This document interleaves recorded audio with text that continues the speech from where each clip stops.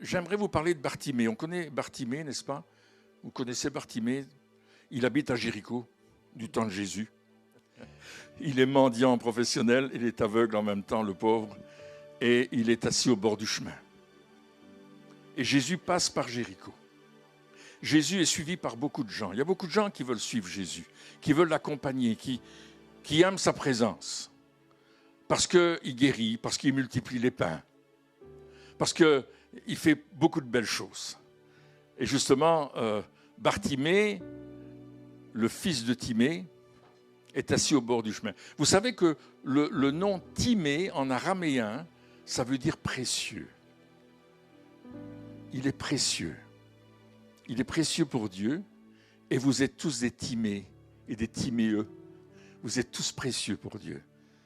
Et dites Amen quand même. Hein. Faites-moi plaisir, là. J'essaye. Je vous dis quelque chose de bien, là. On est tous précieux pour Dieu. Et Bartimée, pour pouvoir mendier, il a besoin d'une autorisation. On n'est pas mendiant, on ne peut pas mendier n'importe comment. Et parce qu'il est mendiant, la preuve de son autorisation, qui lui permet d'être un mendiant au bord du chemin, c'est le manteau qu'il porte. Il a un manteau de différentes couleurs, on ne sait pas trop la couleur, mais il avait un manteau spécial qui le désignait comme mendiant, autorisé à mendier. C'est intéressant. Hein? Et il est assis au bord du chemin, et puis la foule passe avec Jésus, et il entend que c'est Jésus. Alors il crie « Jésus, Jésus, aie pitié de moi, fils de David !» Mais Jésus ne répond pas. Il ne dit rien. Pourtant, il l'a entendu. Hein? Jésus n'était pas sourd. Il passe, et Bartimée crie. Jésus ne fait rien. Et il continue à crier « Jésus, Jésus, aie pitié de moi !» Et quelqu'un lui dit « Écoute, tu vas la fermer maintenant. » Je ne dis pas en hébreu comment il l'a dit, hein, mais ça voulait dire la même chose. « Tais-toi, tu nous déranges. » C'est ça que ça voulait dire. Quand quelqu'un vient vers toi et qui te dérange, tu as déjà eu la blague? Quelqu'un qui est près de toi, il te dérange. Tu dis « Hey, tu me déranges là, tais-toi. » Ça vous est arrivé à l'école que votre professeur disait « Vous là, vous dérangez. » Lucas, il était très sage, il ne dérangeait personne. C'est pas vrai. Tu nous déranges, Bartimée, tu nous déranges. Et Bartimée, il continue à crier. Fils de David, fils de David, fils de David. Vous savez quand on manifeste là, hein? Fils de David, oui, oui, fils de David. Moi, j'aime les chrétiens qui, à un certain moment, s'adressent à Dieu et commencent à crier « Fils de David, j'ai besoin de toi !» Et Jésus dit « Stop !» Il y a quelqu'un qui m'a appelé, il me semble. Vous savez que Dieu entend vos prières. Vous savez que Dieu entend vos prières. Il entend ce que tu dis chaque fois que tu le pries. Dans ta voiture, à ta maison, quelque part, n'importe où ailleurs, il entend ce que tu pries. Et tu peux crier à Dieu et lui demander du secours. Et parfois tu te dis, oh, pouf. Quelqu'un te dit, écoute, tu cries tellement, là, tu m'embêtes. Ça vous est arrivé? Moi, j'aime pas quand on crie, mais parfois il faut crier. Parfois il faut crier. Pas pour rien dire, là, tu sais, pas pour faire un spectacle. Là. Crier parce qu'à un certain moment, je suis dans une situation tellement difficile qu'il faut que j'en appelle à Dieu. Il faut que j'en appelle à Dieu et que je me tienne sur la brèche. Ce qui est intéressant avec Bartimée, c'est qu'il n'a pas arrêté, il n'a pas abandonné parce que les gens lui ont dit « tais-toi ». Les gens lui ont dit « ça suffit, arrête ». Peut-être qu'il y en a un qui a voulu mettre sa main sur sa bouche, je ne sais pas. Mais Bartimée a dit, je vais continuer jusqu'à ce que Jésus m'entende. Et Jésus arrête, il dit, appelez-le. Et là, il se passe quelque chose d'extraordinaire. C'est que Bartimée, il est tellement heureux que Jésus l'appelle. Il sait une chose, c'est qu'il va aller vers Jésus et qu'il va être guéri. C'est ce qu'il veut. Il veut quelque chose de précis. Qu'est-ce que tu es venu chercher ce soir? Qu'est-ce que tu es venu chercher ce soir? Si tu es sérieux avec toi-même et avec Dieu, il va te le donner. Bartimée est sérieux. Je ne sais pas, la Bible ne nous dit pas qu'il avait entendu parler de Jésus avant. La Bible ne nous dit pas qu'on avait témoigné. Probablement qu'il avait entendu, les aveugles étaient guéris, les sourds entendaient, les muets parlaient, les lépreux étaient purifiés. Il avait sûrement entendu tout ça. Mais lui, il vient vers Jésus. Et vous savez ce qu'il va faire, Bartimée? Il a une telle certitude qu'il va être guéri que son manteau, qui est son identité, qui est la permission de mendier, qu'il a dû obtenir en allant avec quelqu'un à la commune de Jérusalem, faire remplir les papiers, peut-être de Jéricho, avec un cachet du maire de la ville en disant « tu peux aller mendier sur la route ». C'est son identité, il l'a gagnée, il a eu le titre de mendiant qui pouvait mendier. C'est son gagne-pain, c'est sa manière de vivre, c'est sa manière d'avoir de l'argent, c'est sa manière d'avoir de la nourriture.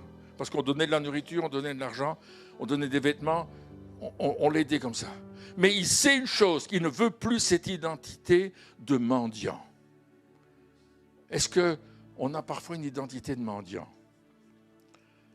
Vous savez, une identité de mendiant ou une identité de loterie. Dieu le fait pour l'un, il ne fait pas pour l'autre. Il ne l'a pas fait pour moi, il va le faire pour lui. On est parfois jaloux de la bénédiction de l'autre. Ce soir, des personnes ont été guéries, des genoux, du cœur. Et merci Seigneur. Mais tu as peut-être dit, et moi, j'ai pas eu on ne m'a pas dit ma maladie, là. On ne m'a pas dit mon problème. Ben, tu crois que Jésus ne le connaît pas? Est-ce que tu es là en disant, je suis un mendiant? Je ne l'aurai jamais. Je ne serai jamais comme les autres. Dieu n'a pas d'intérêt pour moi. Je ne suis pas important pour Dieu. Combien de fois j'entends pas ces paroles dans la bouche des gens? Mais Dieu est bon. Dieu t'aime. Dieu a tout bon pour toi. Il veut te donner beaucoup plus que ce que tu as eu jusqu'à aujourd'hui. Il veut t'amener dans une autre dimension de sa présence que tu n'as jamais connue auparavant. Mais il faut que tu enlèves ton manteau de mendiant, que tu le laisses là. Cet état d'esprit de mendicité, de loto. Je veux gagner. Oui, mais vous savez, quand on fait les statistiques, que tu prends un billet de loto ou d'euro million, la probabilité que toi tu gagnes, mon ami aussi, il n'y a pas beaucoup de chance, n'est-ce pas? Mais c'est fait pour. C'est pour ça que ça s'appelle une loterie. Mais avec Dieu, on n'est pas à la loterie. Avec Dieu, on n'a pas une mentalité de mendiant. Et qu'est-ce qu'il va faire, Bartimée? Il va jeter son manteau et il va aller vers Jésus. Oh, certainement qu'à ce moment-là, les gens qui lui avaient dit « tais-toi », les gens qui lui avaient dit « ne fais pas ces choses », les gens qui lui avaient dit « il ne faut pas que tu ailles de l'avant », lui ont dit « vas-y, il t'appelle, il t'appelle ». Les gens, ils sont changeants autour de nous, vous avez remarqué ça, Ah oui, il t'appelle maintenant, il t'appelle. Avant, il lui avait dit « tu la fermes ». Et puis il a dit « vas-y, je vais t'accompagner, je vais te prendre par la main, je vais t'amener ». Et Bartimée, il est tout excité. Jésus l'appelle et il arrive près de Jésus. Et Jésus lui pose une question et il vous pose la même question. Que veux-tu que je te fasse? Croyez-vous que Jésus n'a pas vu que Bartimée était un aveugle mendiant professionnel? Croyez-vous que Jésus n'a pas vu que Bartimée avait l'autorisation de mendier? Croyez-vous que Jésus n'était pas au courant de la situation de Bartimée? Mais oui, il est au courant de ta situation. Il est au courant de ce que tu vis maintenant. Il est au courant de la manière dont tu vis ta vie, des choses qui sont dans ta vie et qui sont délicates. Il les connaît parce qu'il t'aime. Jésus t'aime. Oh, mon ami, Jésus te connaît mieux que tu te connais toi-même. Alléluia. Il connaît quand tu te lèves et quand tu te couches. Il connaît quand tu respires. Et avant que tu aies la parole dans ta bouche, il la connaît déjà. C'est la Bible qui le dit, moi je n'invente pas. Et Bartimée, il a décidé de laisser ce manteau de mendiant. Il a décidé de le laisser là sur le bord du trottoir où il mendie toujours, où il a l'habitude de se placer, il avait sa place.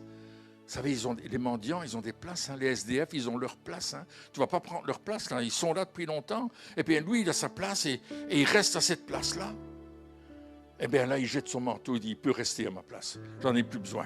Je m'en vais vers Jésus. Et il va vers Jésus. Il s'attend à quelque chose. Et comme je vous posais la question tout à l'heure, à quoi est-ce que tu t'attends ce soir? À quoi est-ce que tu t'attends ce soir? Alléluia. Parfois, on ne s'attend à rien. Vous avez remarqué? On va quelque part et puis on ne s'attend à rien. On veut profiter du spectacle. Merci de profiter du spectacle ce soir. Mais c'est vous les spectateurs. Moi, je suis l'orateur. Mais ce n'est pas ça qui est important. Jésus, il veut toucher ton cœur en profondeur. Il veut changer ta vie. La vie de Bartimée ne sera plus jamais la même. Il vient vers Jésus, que veux-tu que je te fasse? Ah, la question à 1 million. Mais bien sûr que Bartimée veut retrouver la vue. Bien sûr. Mais Jésus veut être bien sûr que c'est ça que tu veux. Il veut être certain que c'est ça que tu désires. Je le dis pour mes amis français, parce que bien sûr c'est du belge, mais certain c'est du français. Que tu désires ta guérison, ta délivrance, le salut. Et Jésus va répondre à Bartimée une phrase intéressante. Verset 52 du chapitre 10 de l'évangile de Marc. Va, ta foi t'a sauvé. Aussitôt, dites avec moi, aussitôt, au même instant, à cet instant-là, Bartimée retrouva la vue. Waouh! L'aveugle Timée, précieux, tout d'un coup retrouve la vue. Alléluia. La Bible nous dit clairement, va, ta foi t'a sauvé. Aussitôt, il recouvra la vue et suivit Jésus dans le chemin. Alors, il recouvra la vue, c'est-à-dire qu'il ne voyait pas auparavant, mais tout d'un coup, sa vision est revenue. Ça, c'est un miracle. Ce qui est intéressant dans ce que Jésus dit, ta foi t'a sauvé. Et le mot sauvé dans ce texte, et dans le texte grec, c'est le mot sozo. Dites avec moi, sozo. C'est comme vous parlez bien grec, encore une fois. Sozo, voilà. Sozo, ça veut dire sauver, délivrer, guérir, restaurer, transformer, changer. Mes amis, chaque mot que nous pouvons dire est important. Je suis sozo. Est-ce que vous êtes sozo? Est-ce que vous êtes sauvé? Parce que non seulement Bartimée a été guéri, mais la Bible nous dit qu'il va suivre Jésus partout où il va aller.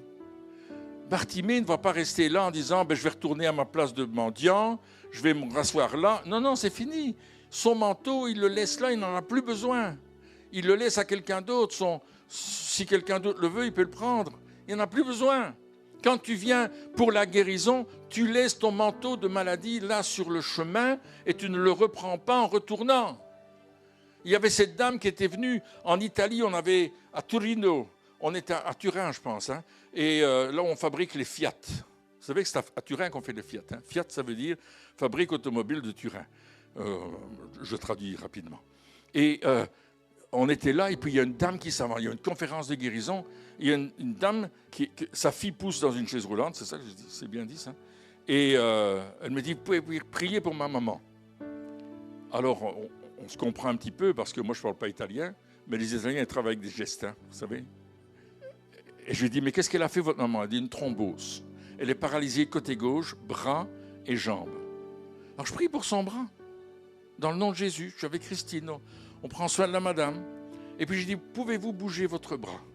Et la dame commence à bouger son bras. Et son bras fonctionne. Elle est toute heureuse, la madame. Et je dis, je peux prier pour votre jambe? Elle me dit oui. Je prie pour sa jambe. Donc je me mets à genoux devant la chaise roulante et j'impose les mains à la jambe au nom de Jésus. Et puis je dis, madame, on va se lever maintenant. Et la fille dit, mais maman, elle a besoin d'une canne pour marcher parce qu'elle ne tient pas debout, elle titube. Je dis, vous allez m'aider à la prendre, chacun d'un côté, on va marcher avec elle. Et alors, il y a une grande estrade, il y a beaucoup de monde dans la salle, c'est une conférence de guérison, c'est le moment où on prie pour les malades. Donc, il y a plusieurs serviteurs de Dieu qui sont en train de prier pour des gens dans la salle. Donc, moi, je passe derrière tout le monde avec elle, il y a un peu d'espace, et on marche. Sa fille et moi, on marche jusqu'au bout. Et puis, je dis à la fille, maintenant, lâchez-la, elle va marcher avec moi. Et puis, je la prends par le bras, et elle marche avec moi. Et puis, je dis, maintenant, vous allez marcher toute seule. Et puis là, elle commence à marcher toute seule. C'était fini, elle était guérie. Vous savez ce qu'on a fait? La fille a plié la chaise roulante. Elle a dit, maman, tu t'assieds comme tout le monde dans la salle. Elle est descendue de l'estrade, elle est allée s'asseoir dans la salle. Amen. Ça, c'est Dieu qui guérit. Gloire à Dieu. Oui, vous pouvez applaudir. Applaudir le Seigneur. C'est lui qui l'a guéri. Il y avait une autre dame qui avait un problème aux yeux. Elle n'arrivait pas à lire les grandes pancartes qui étaient sur le mur. Il y avait des grands versets bibliques, ils étaient vraiment grands. Elle dit, je ne peux pas lire. Alors on prie pour ses yeux. Je dis, maintenant, vous lisez? Elle regardait, hey, je peux lire. Et elle commence à lire tous les versets en italien. Évidemment, on était en Italie. Et puis elle va trouver le pasteur, elle tire sur sa veste, pasteur, je peux tout lire. Elle commence à lire tous les versets à haute voix. Elle criait dans la salle, guérie. Ses yeux avaient été guéris. Mes amis, nous avons un Dieu, le Dieu de l'impossible. Quand les choses semblent impossibles, ça devient possible. D'ailleurs, au chapitre suivant de l'évangile de Marc, au chapitre 11, Jésus est à Béthanie, dans cette région-là, et puis il rencontre un figuier qui est sur le chemin. Et vous vous souvenez de l'histoire, il veut manger des figues. Vous aimez les figues? Qui c'est qui aime les figues? Ah oui, moi j'aime les figues aussi. Surtout quand tu les cueilles directement sur l'arbre et que tu les manges là. Ça, dans le sud de la France, il y en a plein. Et puis là, il est là, il veut prendre des figues, il va pour trouver le figuier, il dit, je vais prendre une figue, et puis il n'y a pas de figue. Évidemment, il y a une allégorie. Le figuier représente Israël, qui est beau, qui est formidable, qui est grandiose, un temple fantastique, mais qui ne porte aucun fruit. On va laisser de côté l'allégorie. Et Jésus dit, je vais vous apprendre une leçon, mes disciples. Ça, c'est pas écrit comme ça dans la Bible. Mais dans ma Bible, moi, c'est écrit comme ça, là. Vous voyez ce figuier-là, il ne porte pas de fruits? Eh bien, il va sécher. Figuier sèche. Les disciples regardent. Ils ne voyaient rien du tout. Le figuier ne sèche pas. Marc, il ne dit pas que le figuier a séché. Non. Mais Matthieu, lui, dit, aussitôt, le figuier sécha jusqu'aux racines. Et pourtant, à première vue, il n'est pas sec. Alors ils s'en vont à Jérusalem, il y a toute l'histoire du temple où Jésus renverse les tables des vendeurs, vous connaissez l'histoire. Et le lendemain, ils reviennent. Et tout d'un coup, Pierre, l'apôtre Pierre, lui le fonceur, lui qui a toujours une épée, il va couper l'oreille de Malchus d'ailleurs, vous vous souvenez, un peu plus tard. Il dit, Jésus, hé les gars, regardez le figuier là, il est sec. Toutes les feuilles étaient... Vous avez déjà vu un arbre qui est sec? Il a une drôle de tête, hein? Les feuilles sont tombées par terre, les branches. Il y a une autre traduction de l'araméen qu'il est tout rabougri. Vous avez parfois eu des plantes comme ça, et vous regardez et dites, ah, c'est rabougri. Tout d'un coup, est-ce que je vais pouvoir la sauver? Tout de travers. Et là, Pierre, il n'en revient pas. Il dit aux autres apôtres, hey, c'est incroyable ça. Mais Jésus dit, c'est pas incroyable, c'est croyable. Vous savez, le miracle, c'est instantané. Quelqu'un retrouve la vue, c'est instantané.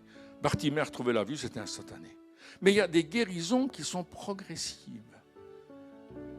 Il faut rentrer dans la foi pour voir notre guérison arriver. On a prié pour une dame il y a quelques années, problème de poumon. Vraiment, le pouf, vous savez là, le pouf, les médicaments, c'est terrible les poumons. Hein. Et puis cette dame vient dans une réunion, il y a une parole de connaissance pour elle, quelqu'un donne une parole, le prédicateur, prie pour elle. Elle n'a jamais vu ça de sa vie, c'est la première fois. Et puis là, elle rentre chez elle, elle fait son ménage, une semaine se passe, et puis sa fille lui dit « Maman, je ne te vois plus prendre tes médicaments. » Et la maman dit « Mais c'est vrai, je n'ai plus aucun problème. » Elle ne s'était pas rendue compte que la guérison était venue progressivement dans sa vie, et pouf, elle était complètement délivrée de ses problèmes. On a vu d'autres personnes une dame, ça c'est fort de café, je vais vous dire. Ça se dit-tu ça, fort de café? Oui, on ne dit pas ça. Bon. Et Pamela me dit, je ne connais pas. Tu ne connais pas? Première fois que tu entends ça? Il y en a qui ont déjà entendu l'expression fort de café? Oui, il y a des vrais borains ici, des vrais Belges. On est dans une réunion en France et le prédicateur, il nous dit, écoute, il y a trop de monde, prie avec nous. Pierre, viens prier Christine. Donc on va prier tous les deux. Et puis une femme, on s'approche d'une dame, on prie pour les gens. Et puis une dame qui nous dit, monsieur le pasteur, écoutez, on doit me greffer un rein parce que mon rein est mort. Est-ce que vous pourriez prier pour que j'ai un nouveau rein? Moi, je regarde Christine. Ah, jamais on m'a demandé une histoire pareille. Miracle créateur. Mais Christine, elle a plus de foi que moi. Elle dit, oui, on va le faire, madame, et vous allez avoir un nouveau rein. Je regarde ma femme, je dis, oh, chérie, je te suis à 100%. Nous allons le faire, ça. C'est pour ça que c'est fort de café, là. Hein? Puis on prie pour la dame. Évidemment, c'est facile de prier pour quelqu'un. Elle dit, ayez un nouveau rein, madame, au nom de Jésus. Et puis d'être site, hein, après, tu continues ta vie, là. Hein? Mais le mois d'après, on est dans une église de la même région d'où on était plus ou moins. Et juste avant que je veux prêcher, le pasteur, il m'appelle. Parce que je ne connais pas le pasteur, je ne connais pas l'église. Il me dit, je voudrais vous parler. Je dis, oh, si le pasteur, avant de commencer, il me dit, je voudrais vous parler. En privé. Je dis, oh, Seigneur, en privé. Dans ma voiture. Oh, je dis, c'est quoi, c'est la mafia, ça? Je dis, il me dit, écoutez, je vais raconter. Vous savez, prier pour quelqu'un de mon église. Je dis, oh, qu'est-ce qui s'est passé, Seigneur? Je me dis, est-ce que j'ai mal fait? Elle n'avait plus de rein. Mais dans la semaine qui a suivi, le médecin a constaté que son rein avait poussé de 3 cm. Tu me corriges. D'abord 2,5 cm. Et il dit, ça, c'est jamais vu. Il dit, votre rein a poussé, il est vivant. Et en fin de compte, il a attrapé 5 cm, c'est ça qu'elle avait dit, quelque chose comme ça. Et cette dame, elle ne pouvait boire qu'un certain nombre de centilitres d'eau. Je ne sais plus combien c'était, 100 cc peut-être. Un demi-verre d'eau pour 2 jours. Elle ne pouvait pas manger ce qu'elle voulait. Mais, je vais vous dire, c'était une église où on a été bien accueillis. Et elle était algérienne, la madame. Je ne sais pas si elle était kabyle, mais elle était algérienne. Elle nous a fait un couscous. Oh, mes amis, elle a mangé le couscous, l'entrée, le couscous, le dessert. Elle a bu de l'eau, du vin, du café et tout. Elle a dit, je mange, je bois normalement, mon rein fonctionne. Alléluia. Ça ne s'est pas passé d'un coup, mais ça a progressé. Et nous, on a juste regardé le résultat de ce que Dieu avait fait. Et c'est la même chose pour vous.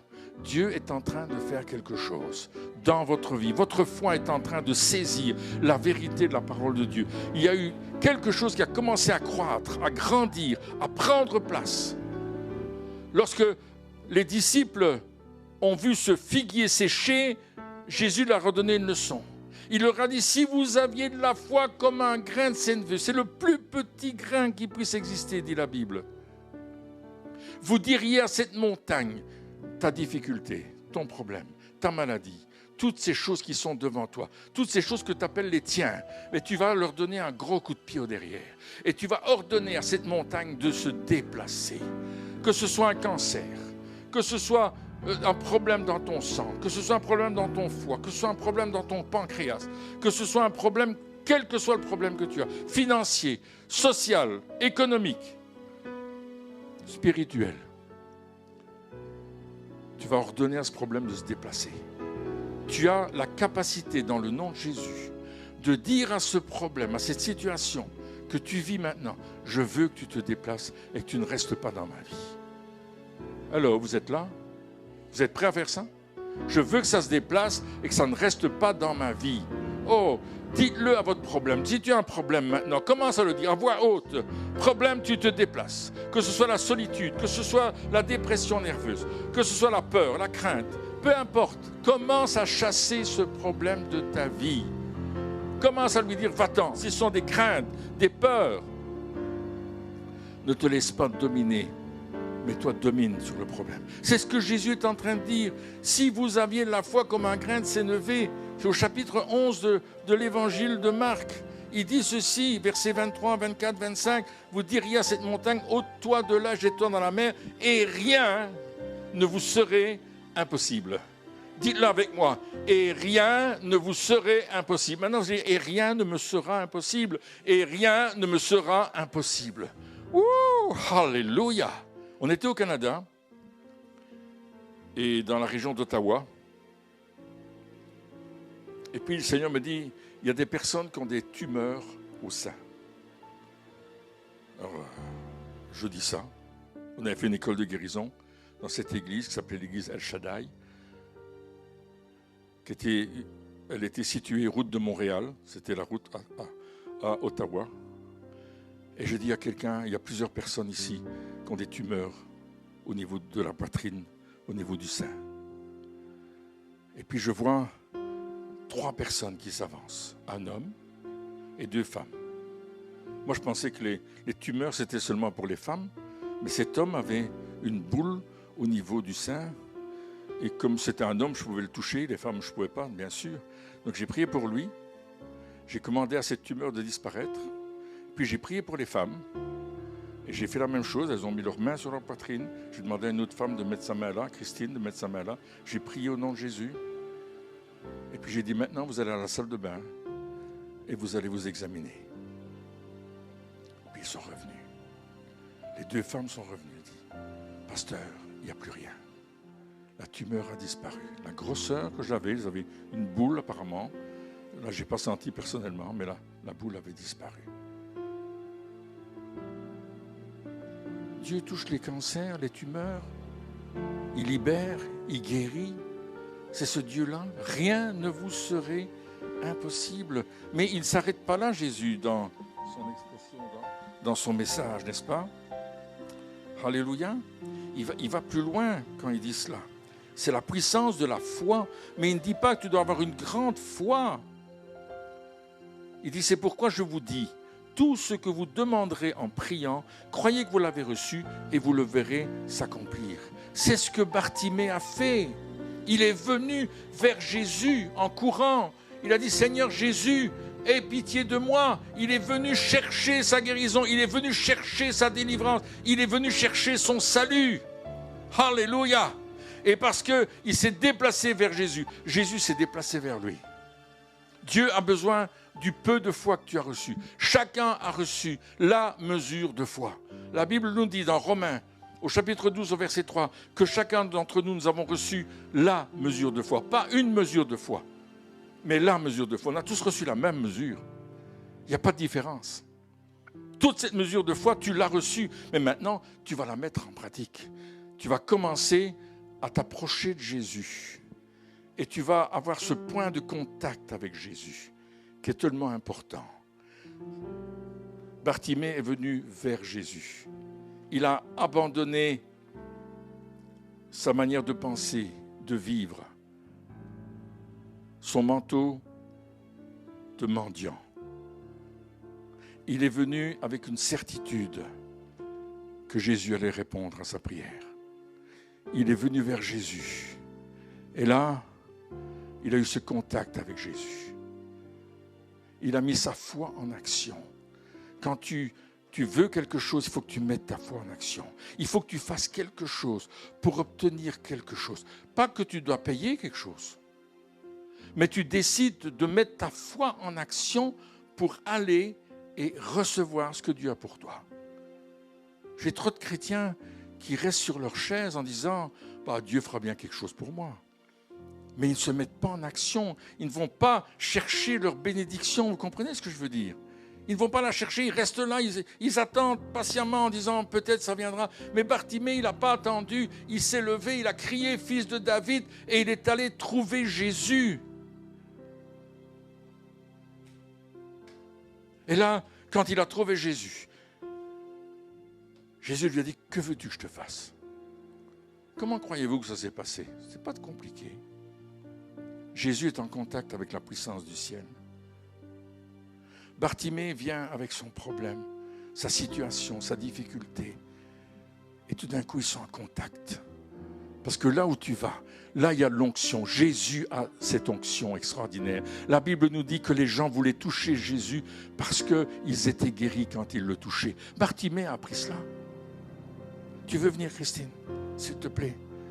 Je vais vous montrer comment Bartimée a fait. Il s'est approché. Jésus était là. Voilà, Christine, c'est Jésus. Elle a les mêmes cheveux que lui. Sauf qu'elle n'a pas la barbe. Il s'est approché. Appelle-moi. Viens, Timée. Viens, Bartimée. Appelle-moi. Et quelqu'un me conduit vers Jésus. Et Jésus. Et Jésus dit, que veux-tu que je te fasse? Que je recouvre la vue. Alléluia. Je l'ai cru, j'ai commencé à voir. Ah, alléluia. Et Jésus s'en va. Et Bartimée suivit Jésus dans le chemin.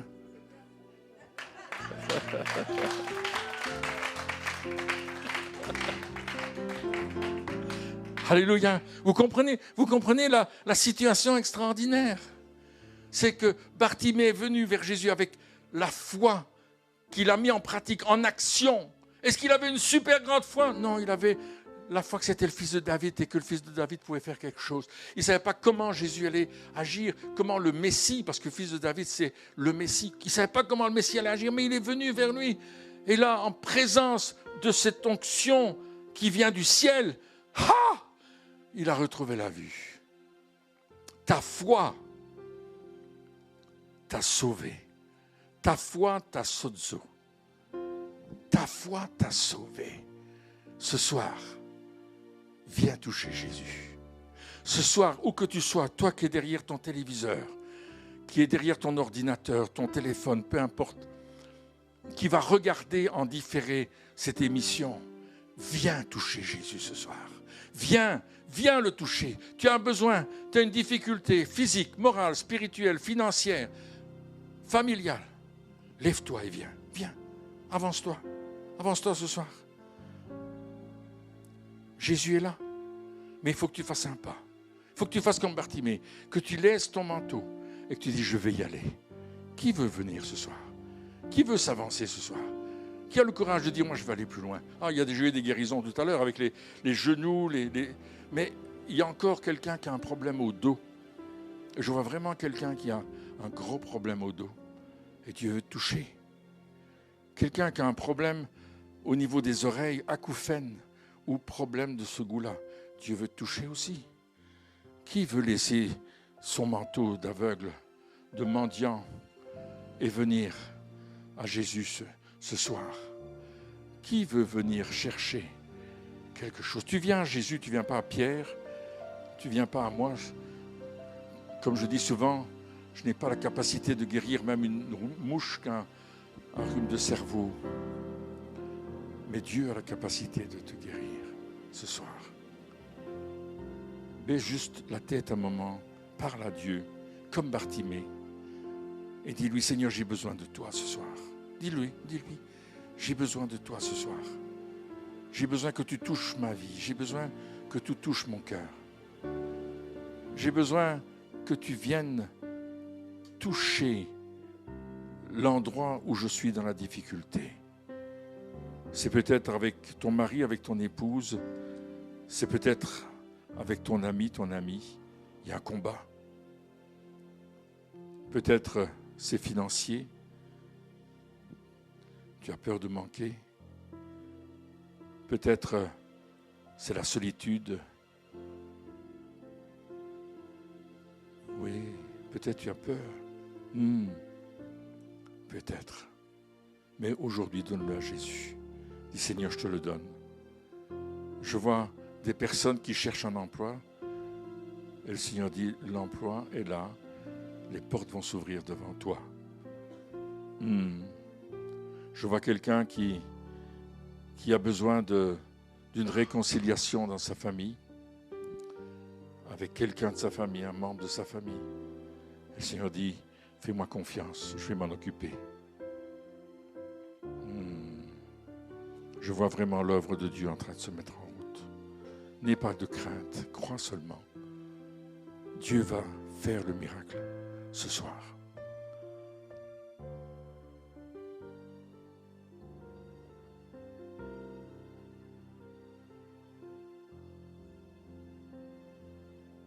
Seigneur, je prie pour chaque personne ici. Je vais prier pour eux, je vais poser ma main sur eux, comme Jésus l'aurait fait.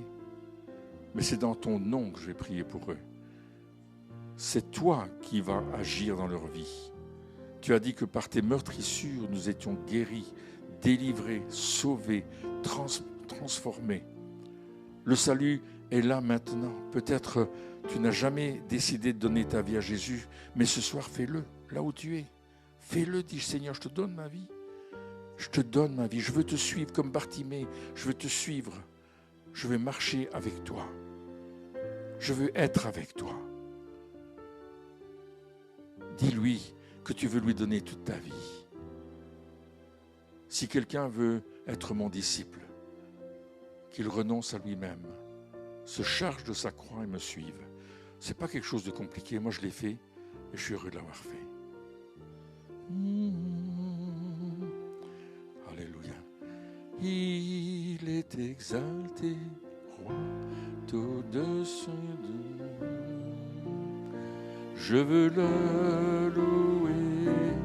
Il est exalté à jamais. Exalté. C'est pasteur Yves et son épouse Myriam, son épouse qui sont venus, Mimi, qui sont venus spécialement ce soir. Il m'avait dit qu'ils viendraient, ils sont partis un peu plus tard. On veut les applaudir bien fort. Amen. Alléluia, soyez bénis. Est-ce que tu veux nous dire un mot, Yves? Vous avez une très belle église, un très bon pasteur et le Saint-Esprit est ici. Qu'est-ce que je dirais de plus? Tout a été accompli et vous êtes là pour recueillir les fruits de ce qui se passe à 2000 ans et je sais qu'il y a une onction spéciale qui se trouve ici. Sinon, je n'aurais pas fait tous ces kilomètres pour venir jusqu'ici. Soyez tous bénis, on vous aime, on vous embrasse de la part de Christ. Amen. Moi, je suis infiniment reconnaissante d'être ici aujourd'hui. Parce que bon, l'ennemi ne m'aime pas, moi je ne l'aime pas non plus. Il a essayé de me détruire, ça fait déjà depuis 2020 que ça dure. Mais non, je ne mourrai pas, je vivrai. Amen. Et je raconterai la gloire de l'Éternel. Quand l'oncle Long m'a dit certaines choses, j'ai dit, oh docteur, tracassez pas. Je ne mourrai pas, je vivrai. Ah, je suis contente de vous entendre dire. Donc par tout ce que je traverse, je me suis toujours appuyée sur la parole de Dieu. C'est ça qui est important, de lire la parole de Dieu, pas seulement de l'écouter, mais de l'apprendre pour soi-même. Parce qu'on prend dedans, déjà longtemps, Ésaïe 53 disait que par ses meurtrissures on est guéri. Hein, le psaume 103, 1 Pierre 2, 24, c'est par ses meurtrissures que vous avez été guéris. Donc on est guéri. On ne doit pas dire Seigneur Jésus, est-ce que tu veux bien me guérir? Non, c'est fait. Merci pour ma guérison. Merci pour tout ce que tu me donnes. Et je remercie. Mais bon, bien sûr, on a besoin les uns des autres. C'est un peu loin parce que nous, on est près de l'Allemagne et il est près de la France. Mais voilà, on se connaît depuis tellement d'années. Et je dis, bon, voilà. Et je vais aussi vous encourager, comme je dis, encourager à lire la parole de Dieu. Parce que dans la parole de Dieu, il nous rencontre selon nos besoins. Il se fait que j'ai été opérée il y a 2 mois parce que suite à tout ça, j'ai eu un problème au coude gauche. On a dû me placer une prothèse. j'étais très... Ça ne collait pas avec moi. J'ai travaillé comme infirmière dans ma vie et une prothèse, pour moi, c'était compliqué. Et j'ai ouvert ma Bible Darby, qui est un peu différente des autres Bibles, qui est un peu plus réelle. Et j'ai lu Jérémie 30, 17 et Jérémie 33, 6, où Dieu dit « J'utiliserai un appareil et je te guérirai ». Je dis « Un appareil dans la Bible, c'est pas possible ». Et je reprends un peu après, il reparle d'appareil. Donc, du coup, je dis, OK, ça n'a pas de souci avec la prothèse, ça va. Et c'est pour ça que je vous encourage vraiment tous et toutes à lire la parole, parce que vous avez dedans la réponse à votre problème. Je ne connais pas vos problèmes, que ce soit de la maladie, que ce soit financier, que ce soit relationnel, que ce soit avec votre famille ou autre chose. Tout est dedans. Amen. Soyez bénis. Voilà. Amen. Une vraie évangéliste, hein? Wow. C'est moi qui parle, là, je suis content que je sois Yves. Wow. Alléluia. Alléluia. On se lève, on peut adorer le Seigneur. Il faut remercier maintenant pour les guérisons. Allez. Je vous encourage à remercier pour les guérisons. À dire merci Seigneur.